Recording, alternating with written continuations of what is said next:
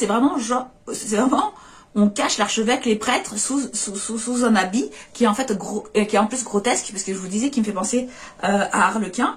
Ce qu'il faut savoir, c'est que Harlequin dans la Commedia dell'arte, en fait, Harlequin, c'est donc un valet naïf, complètement crédule, paresseux, qui pense qu'à bouffer, qui pense qu'à manger, et voilà, il est juste il est bête. Harlequin, il est bête, il pense qu'à manger, il fait toutes sortes de stratégies pour arriver à manger. Vous voyez le truc.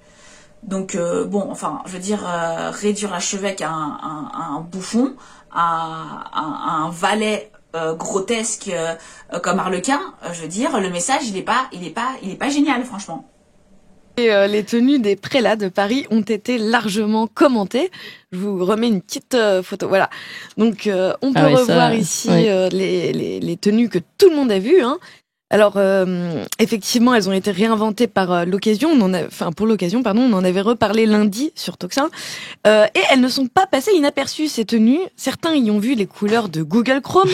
D'autres ont vu celles de L'Oréal.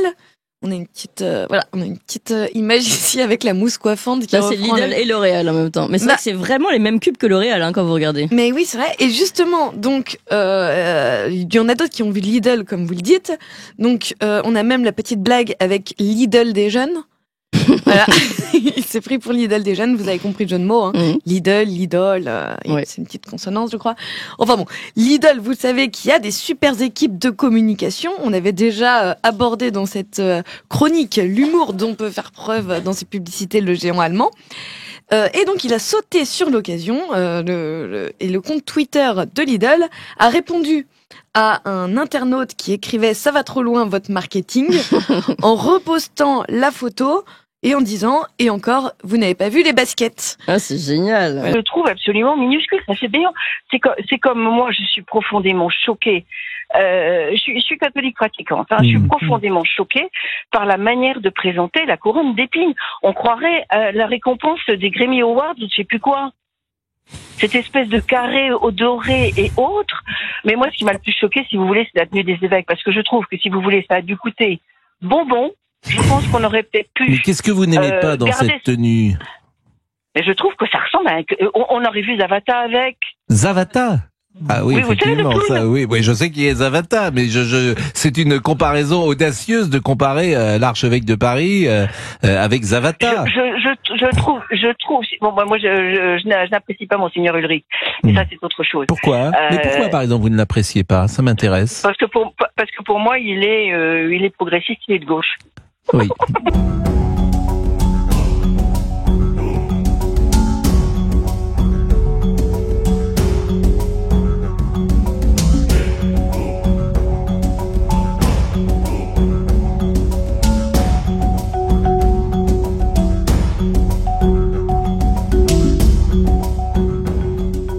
Alors maintenant, j'en viens au cœur de la question. Qu'est-ce que je pense de ce projet de loi? Eh bien, je vais vous répondre sans embâge que je suis en faveur du mariage et que je crois sincèrement que c'est un progrès. Je n'ai pas de réserve pour dire que je crois que c'est un progrès.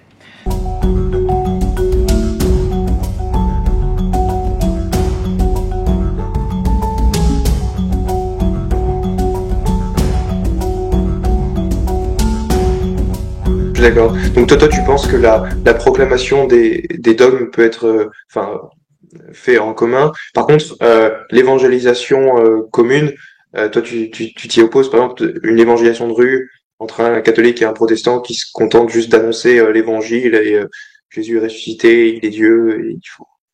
En fait, je pense qu'au cœur de l'évangile, il y a le fait que Dieu se forme un peuple qui est l'Église.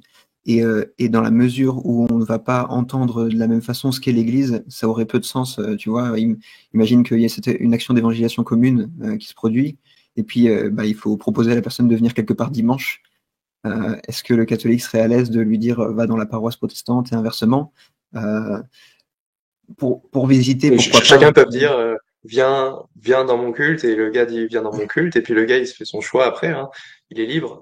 Donc je pense que peut lui proposer les deux et c'est à lui de faire son choix.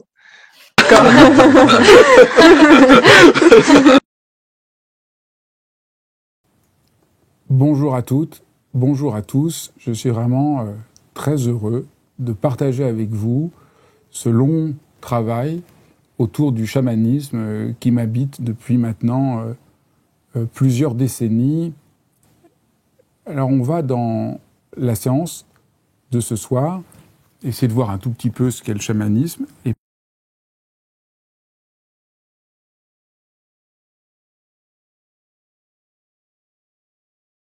samedi 7 décembre, c'est la réouverture de Notre-Dame de Paris. Il y a quelque chose de vraiment bouleversant que dans un monde si sombre, on a réussi à reconstruire Notre-Dame, qui est un symbole qui nous dépasse. Au fond, on ne sait même pas tout à fait pourquoi on a tous été si bouleversés de voir Notre-Dame brûler. Et c'est tellement fort de la voir reconstruite. Eh bien, figurez-vous que j'ai parlé à Notre-Dame de Paris en 2008. Vous y croyez pas? Moi? Ben oui, j'ai été invité, j'en suis encore tout retourné, j'ai été invité par l'archevêque à venir parler à Notre-Dame de Paris dans les conférences de Carême, et où j'ai pu essayer d'exposer ce qui est pour moi le plus profond du message christique, du message que manifeste Notre-Dame de Paris. Et j'en ai les larmes aux yeux que d'y penser, et je vous laisse regarder.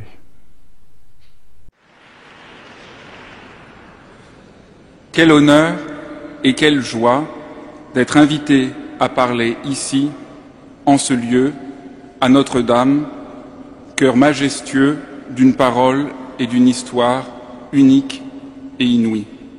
Quel honneur et quelle joie d'être ainsi invité, moi qui ne suis pas chrétien, mais philosophe et bouddhiste.